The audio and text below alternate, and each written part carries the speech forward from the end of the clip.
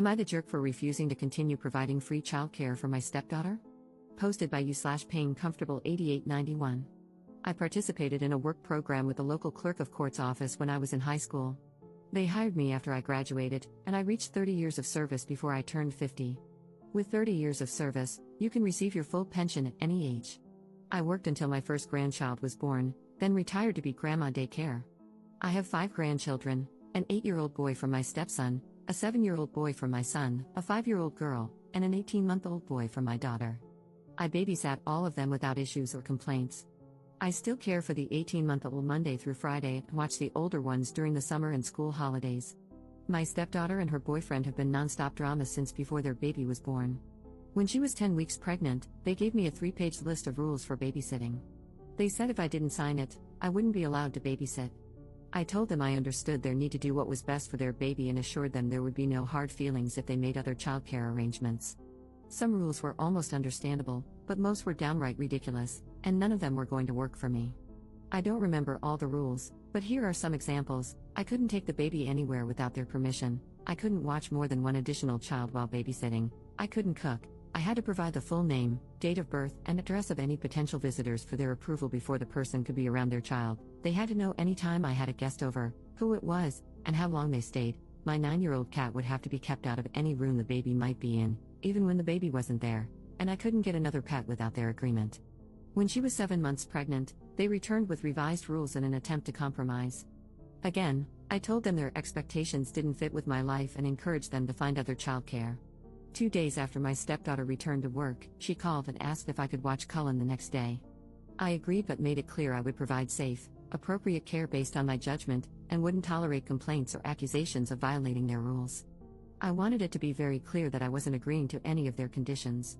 My stepdaughter was fine when she dropped Cullen off and picked him up, but I felt like she interrogated me every time. It was tolerable, but her boyfriend was downright rude. By Sunday, I would dread the start of the week because of their behavior, especially his. At minimum, he would pick Cullen up, make a big deal about partially undressing him, and make at least one snide comment about my cat, having another grandchild over, cooking, or something else.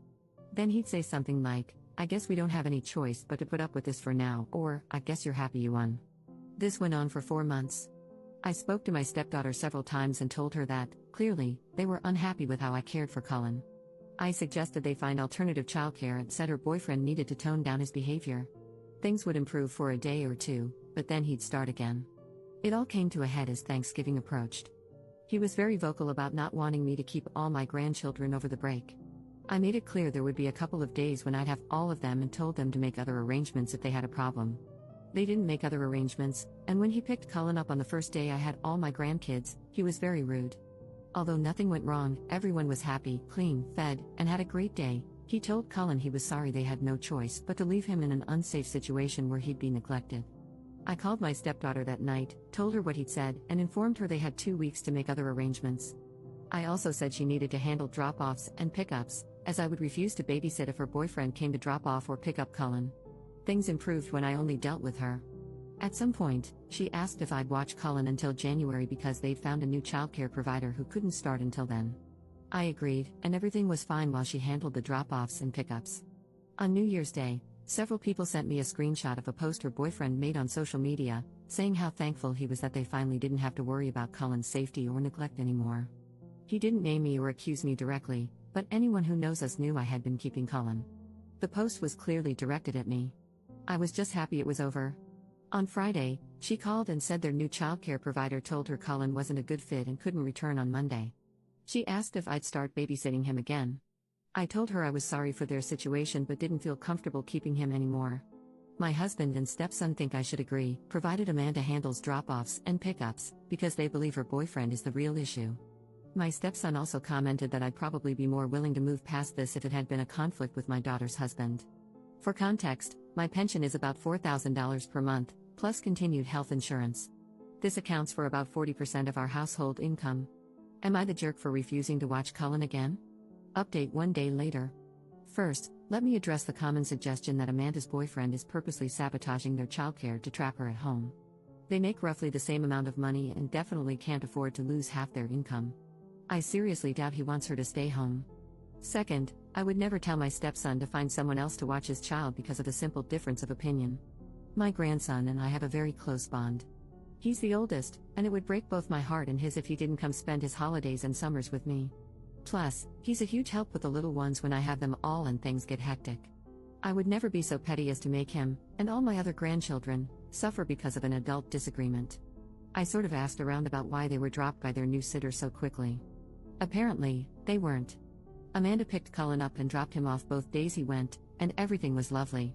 He did cry quite a bit, but they expected that to improve as he adjusted to not being held as much. My husband and stepson talked to Amanda, and she said they realized they can't afford daycare.